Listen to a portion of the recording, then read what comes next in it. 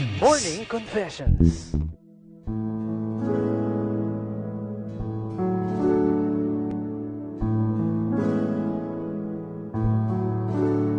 *107.1 News FM Olongapo. Basta radyo, ibandera mo! 107.1 News FM Olongapo.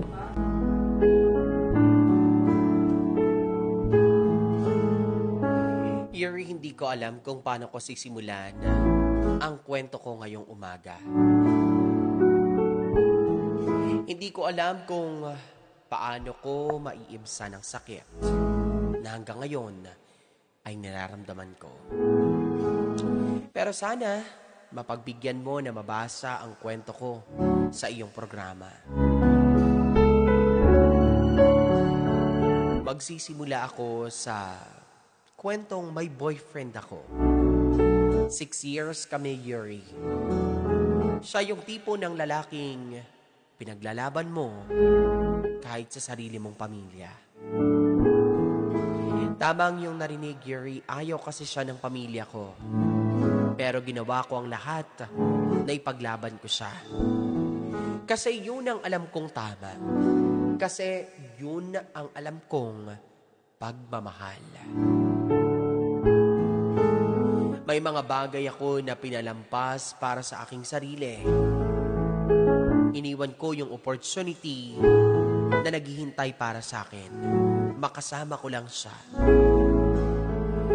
Tiniis ko yung mga gabing mag-isa ko. Kasi lagi siyang busy.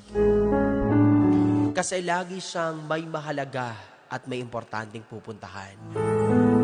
Higit sa lahat, tinanggap ko sa sarili ko kahit alam kong unti-unti na siyang nawawala at unti-unti na akong nasasaktan.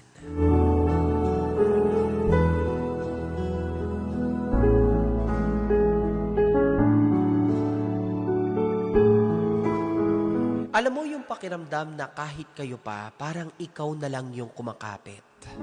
Ikaw na lang ang nagmamahal. Hanggang sa isang araw, umamin siya, may iba na pala siya. May iba nang nagpapasaya at nagpapatibok ng puso niya. Ang mas masakit na sinabi niya sa akin ay napagod na raw siya. Napagod siya dahil palagay niya walang nagbabago sa aming relationship. Stagnant kung baga. Walang thrill. Walang happiness. Hindi ko siya masisisi, Yuri, dahil yun ang nararamdaman niya. Pero sa totoo lang, hindi ko maintindihan. Ako na nga yung nagbigay ng lahat. Ako na nga yung nagsakripisyo para sa amin. Siya pa ang napagod. Sa ngayon, ramdam na ramdam ko ang sakit at pagod ng mahalin siya. Ngayon, Yuri, ako na lang ang mag-isa. Wala na siya. Wala pa akong natupad sa mga pangarap ko. At parang hindi ko na rin kilala yung sarili ko. Hindi ko alam kung paano ako magsisimula ulit. Minsan naisip ko kung pwede ko lang na ibalik ang lahat. Kung pwede ko lang ikutin ang orasan. Pipiliin ko kayang mahalin ang sarili ko o pipiliin kong mahalin ang sarili ko at siya. Hindi ko alam kung ano ang gagawin ko. Ang alam ko lang, naubos ako nang dahil sa pagmamahal ko sa kanya. Pagpayuhan niyo po ako, Yuri. Lubos na gumagalang at nagpapasalamat.